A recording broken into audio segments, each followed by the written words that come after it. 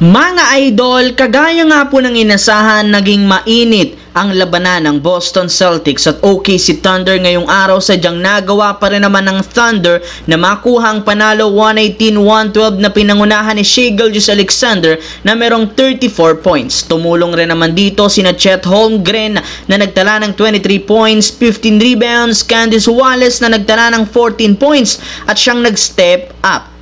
At sa pagkapanalo ng Thunder, umangat na nga sila sa 54-12 na win-loss record bilang number 1 sa West, habang nasayang rin naman ang nagawang all-around performance ni Jason Tatum na matapos siyang magtala ng 33 points, 8 rebounds, 8 assists para sa Boston na bumaba sa 47-19 bilang top 2 sa East. Pero kahit maganda ang kalagayan, nawalis pa rin sila ng OKC Thunder sa kanilang regular season series. Samantala, mismong si Klay Thompson ang nagsabi na gusto nga po niyang manatili sa Dallas Mavericks kung babalik si Kyrie Irving sa mga susunod na taon kahit man medyo tagilid ang sitwasyon. Pero ayon sa isang analyst, kahit gaano kagusto ni Klay Thompson na maglaro sa Dallas Mavericks, hindi pa rin naman niya hawak ang huling desisyon dahil ayon sa lumabas na balita, hindi pa rin naman tapos ang front office na gumawa ng malaking trade na sisimulan nilang muli sa darating na off-season. Delikado pa rin naman ang sitwasyon nito lalo pat may lumabas ngang trade proposal ngayon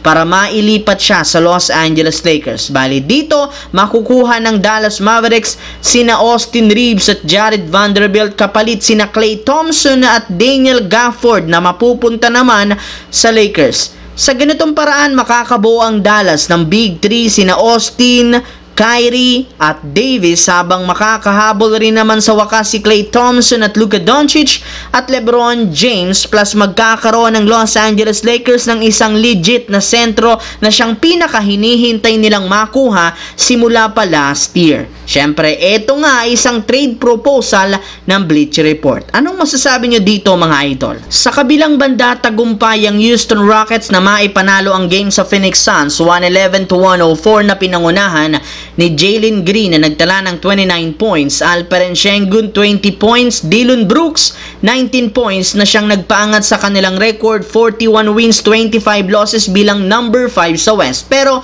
hindi rin naman naging madali ang panalong ito dahil naging dikit nga at pisikalan ng laro. At isa sa mga nangyaring kakaiba ay ang naging wrestling dito ni na Mason Plumlee at Steven Adams sa kalagitnaan ng laro na rason bakit pareho itong natanggal. At kasabay ng pangyayari, pinagkaguluhan nga agad silang dalawa sa social media kung saan maraming mga fans ang nagsabi na wala nga daw utang na loob si Mason Plumlee kay Adams since nakalimutan niya nga ito na nagsalba sa kanya noon ng muntikang bumagsak ang kanyang ulo sa isang play. Kaya puro pambabatikos nga ang inabot nito mula sa kanilang mga fans.